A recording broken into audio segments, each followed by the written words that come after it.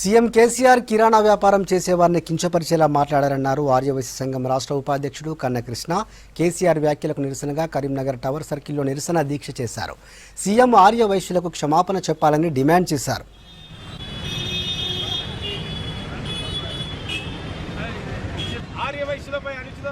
ఆర్యవైశ్యుల కిరాణా కొట్టుల గురించి అవమానపరిచే విధంగా ఇయాలో మాట రేపో మాట మాట్లాడతారు. అంటే కేసీఆర్ గారు ఏ విధంగా మాట్లాడతారో ఈరోజు మాట్లాడితే రేపటి మాటకు అర్థం ఉండదు, రేపు మాట్లాడింది ఎల్లుండి మాట్లాడు.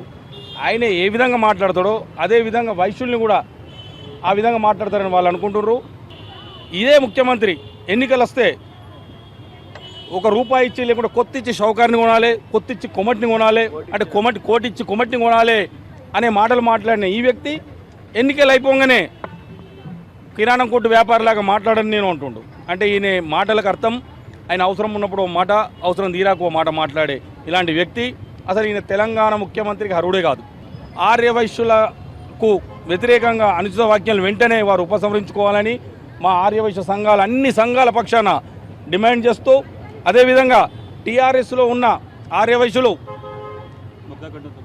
మీరందరూ ముక్తకంఠంతో కేవలం మీ గురించి కాదు, మన జాతి గురించి, వైశ్య జాతి గురించి, వైశ్య కులం గురించి కూడా మీరు కొట్లాడవలసిన అవసరం ఉంది.